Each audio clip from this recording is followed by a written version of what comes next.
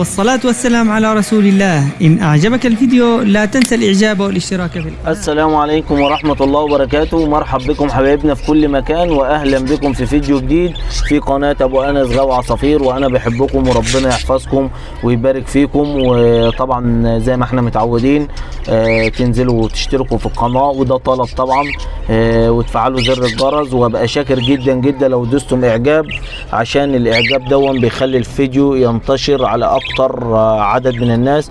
والفيديو دون أنا عامله عشان خاطر الناس اللي طلبوا مني موضوع البرد والعصافير. وفي ناس كتيرة طبعا بتعاني، وفي بعض الناس بتعمل حاجات غريبة جدا. أنا بقيت أشوف حاجات غريبة وكله بيفتي وإلا ما رحم الله.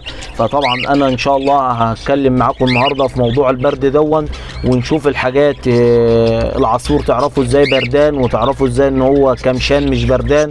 تعرف العصفور من الحمام بتاعه الفضلات بتاعته شكلها ايه.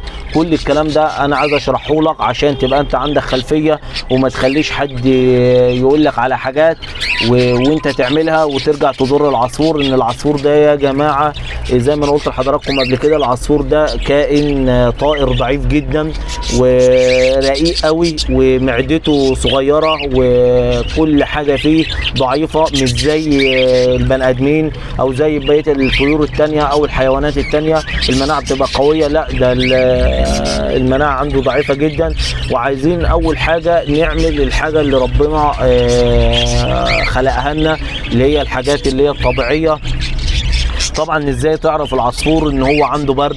طبعا حضراتكم انتوا عارفين ان في الشتاء طبيعي الانسان، حتى احنا كبشر لما نبقى مثلا الجو ساقع شويه بتعمل ايه؟ بتلاقي بص ايه، قاعد كده حاطط ايدك كده ومربع ايدك كده، وتحس ان انت ايه، بردان. صح؟ انت بردان. هل معنى كده ان انت عندك برد وعندك مرض؟ لا، ده انت سقعان. وفي فرق ان انت عندك برد، وفي فرق ان انت سقعان. فالعصافير طبيعي ان هي بتبقى سقعانه، فتلاقي ان هي كمشانه ببعضيها كده. وفي فرق من كمشان عن كمشان يفرق. في فرق من كمشان زي ما انتوا هوريكم حاجه دلوقتي اهو. شايف العصفور واقف كمشان ازاي؟ ده كده سقعان، ما عندوش برد، هو كده سقعان. شايفين اهو؟ تمام. وادي العصفور التاني اهو. شايفين الفرق بين ده وده؟ اهو ده العصفور اللي هو فعلا عنده برد. طيب احنا نعمل ايه بقى؟ اول حاجه لازم نشتغل بالحاجات الطبيعيه. ايه الحاجات الطبيعيه اللي ربنا خلقها لينا؟ اللي هي الفواكه. اول حاجه تشتغل بيها في موضوع الفيتامينات ديت، اللي هو فيتامين السي ده. طبعا كله ده رافع المناعه، وانا هقول لك على مجموعه تعملها، واقول لك على حاجه تعملها، وان شاء الله هتعملها وهتلاقي الدنيا عندك متظبطه. طبعا اللي انا هقوله لك دون وقايه للعصافير من البرد، دي وقايه للعصافير. تمام. الحاجات اللي هي المأكولات اللي احنا نقدمها للعصافير دلوقتي ايه هي؟ طبعا الفواكه اللي انت تقدمها للعصافير ايه؟ زي ما انا قلت لحضراتكم، الفواكه اللي هي فيها فيتامين سي، طبعا زي البرتقال طبعا والاستفندي، تمام، والجوافه. كل دون فيه فيتامين سي، والليمون برضو، تمام، والفلفل الرومي الاخضر، والكيوه طبعا، والجرجير، تمام، والبقدونس. كل دون فيه فيتامين سي، والفراوله. بس طبعا احنا مش هنقدم للعصافير عندنا الحاجات ديت، ان في ناس بتقضي على قدها، بتربي جزء على قدها، فاستحاله ان هي هتروح بقى تجيب الحاجات ديت. فانا بقول لك على الحاجات اللي هي بترفع المناعه عند العصفور. طبعا زي ما قلت لحضراتكم ديت فوائد للعصفور وبترفع المناعه عنده. طبعا الحاجات المهمه بقى اللي انت لازم تحصن بيها العصفور اللي انا قلت لك عليه. طب نبدا واحده واحده كده. اول حاجه تبدا ان انت تجيب ازازه ميه اللي هي الصغيره اللي هي المعدنيه ديت، بس ميه تحط ميه طبيعيه من الحنفيه، ان احنا كده ما بنشربش ميه معدنيه يعني، ربنا يغنينا من فضله. طبعا هتجيب ميه في ازازه، وهتجيب فص ثوم وتطحنه كويس. وطبعا الحاجات اللي انا بقولها لحضراتكم ديت تعملوها بالحرف ومحدش يزود عليها، عشان دي عن تجربه وانا عملتها وجربت بيها، وديت بترفع المناعه بتاع العصفور، حاجه اسمها وقايه من البرد. طبعا هتجيب ازازه ميه صغيره، وهتجيب فص ثوم وتحطه وتطحنه كويس، وتحطه في الميه لمده 8 ساعات. تمام كده لمده 8 ساعات. هتحط مثلا احنا النهارده مثلا بالليل، تمام، على الساعه 8 بالليل 9 بالليل تيجي انت مروح شايل كل الميه اللي عند العصافير لغايه الصبح هيكون العصافير عطشت. وبعد كده نص ليمونه تعصرها على الميه، وبعد كده تسقي العصافير عندك كلها، وبفضل الله ديت هترفع عندهم المناعه وترفع عنهم لو في برد ولا حاجه.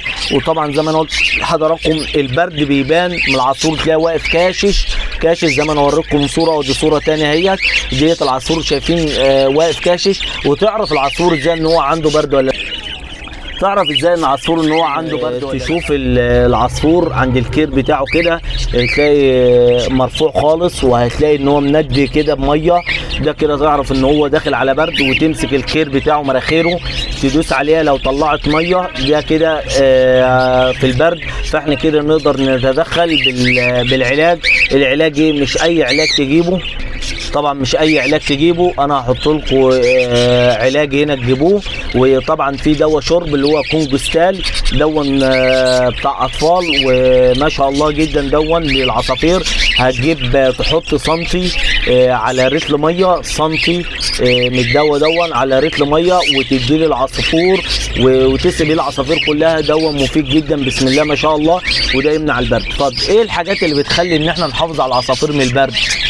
الحاجات ان احنا زي ما انا قلت لحضراتكم لازم تلف القفص لفه كويسه. انا طبعا زي ما انتم شايفين اهوت، بص انا حاطط حاجات اهو، دي حاجات قطيفه انا لافف بيها العصافير عندي، وبفضل الله عندي هنا درجه الحراره كويسه جدا. طبعا احنا ممكن نجيب السلوفان اهو، السلوفان ده عارفينه اللي هو الستريتش ده هتاخده تلف بيه القفص كله، تمام اهو. انا بحاول بس ان انا اوريه لكم اهوت، دون هتلف بيه القفص. وانا ان شاء الله بعمل فيديو ازاي ان انت تلف القفص عندك وبطريقه. وهتسيب الحته اللي هي مكان الباب اهو، وتسيب من فوق لغايه تحت، وتلف القفص بتاعك وتحطه في مكان يكون فيه دفء. ليه؟ عشان العصافير زي ما انا قلت لحضراتكم العصافير ما بتستحملش، فانت لازم تخلي بالك منها. والحاجات المهمه اللي انا قلتها لحضراتكم ديت تعملوها، وان شاء الله العصافير عندكم مش هيبقى فيها اي ضرر ولا فيها عيب. وده عصفور ضعيف جدا، فاحنا لازم ربنا يعدينا من البرد ده على خير.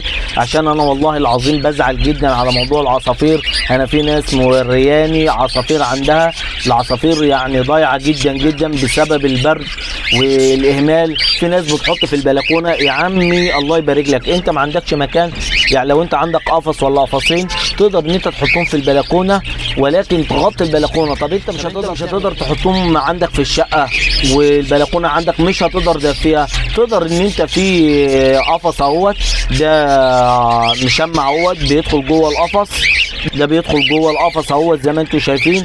ولو في قشر ولا حاجه بتاع الاكل بيترمي جواه، وتقدر ان انت تنفض القفص، عشان حرام ان انت تضيع العصافير زي ما انا قلت لحضراتكم. وتخلي بالكم من النقطه ديت عشان النقطه دي مهمه جدا. وطبعا احط لكم علاج، في علاج طبعا اللي هو كولي بريم ده جميل جدا، ده برضو للعصافير اهوت. معلش الاضاءه طفت اهو اهوت، ده كولي بريم اردني. ده طبعا بتستخدمه طبعا مع العصافير، للعصافير بسم الله ما شاء الله، برضو للموضوع البرد. انا بس بحاول ان انا اوريكم اهو. ده طبعا بتجيبه، وطبعا الازازه غاليه جدا، فانت تقدر ان انت برضو توفرها. انا برضو موفرها برضو للي عايز قطره منها برضو موجوده، وهسيب لكم الرابط في بتاعه الصفحه في صندوق الوصف. واللي هيعوز اي حاجه من الحاجات ديت اللي هي الفيتامينات او الكولي بريم او بذور الطاقه، كل الحاجات دي ان شاء الله يكون انا موفرها. واتمنى من حضراتكم طبعا ان تشجعونا وتنزلوا تشتركوا في القناه وتفعلوا زر الجرس عشان يوصل لكم كل جديد. وجزاكم الله خيرا، والسلام عليكم ورحمه الله وبركاته.